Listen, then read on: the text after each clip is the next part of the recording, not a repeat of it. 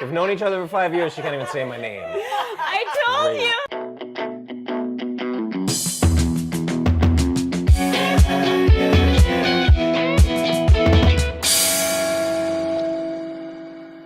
Hey there, it's Carolyn Stern, and welcome to Carolyn Talks, the channel to watch if you want to get unstuck, maximize your potential, and achieve more.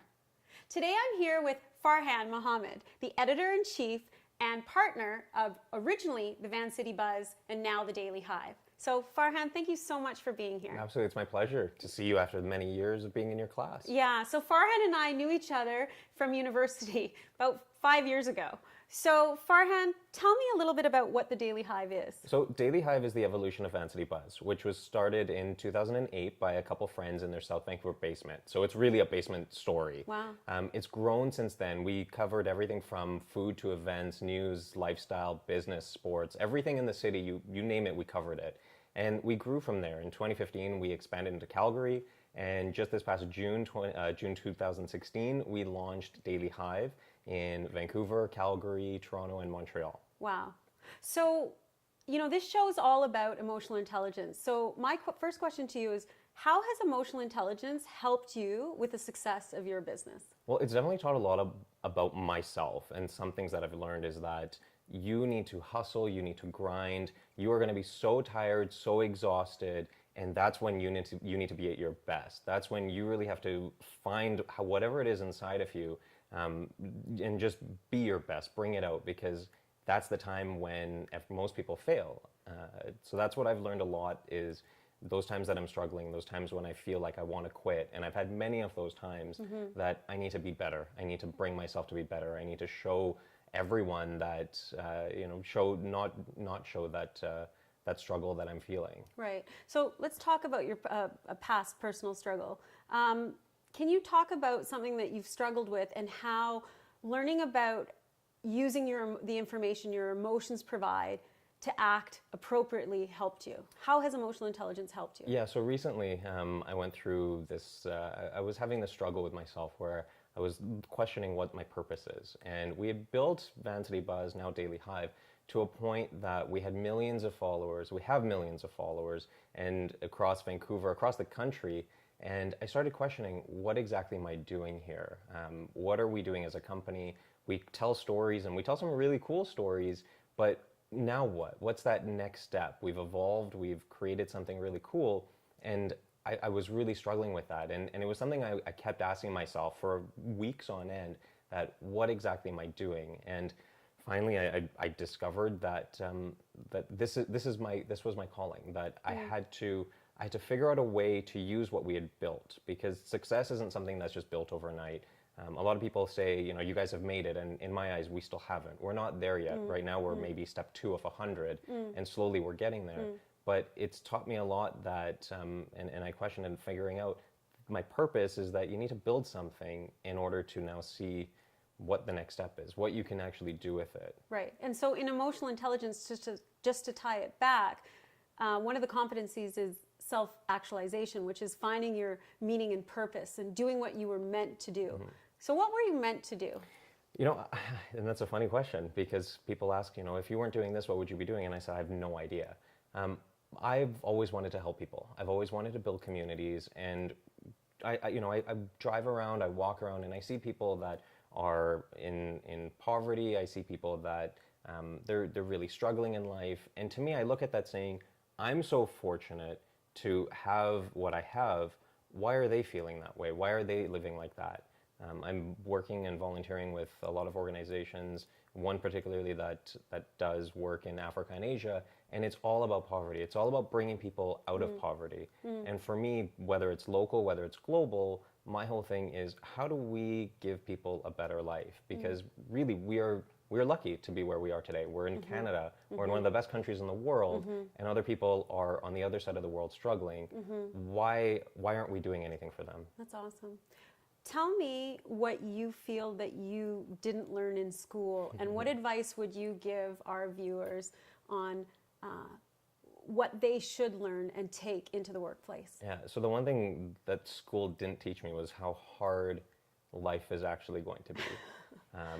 There was one day, it was December 2014, and I had a couple colleagues, and so at that time we had 4 people full-time, 4 or 5, and 2 of them had gone on holidays, and it was all me on my own. And I was sitting on my bed, and I started crying, and I didn't know why, but I just started crying, and I was so tired. I was so exhausted.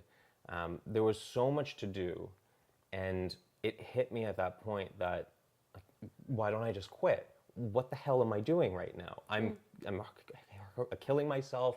I'm feeling like I'm at my worst.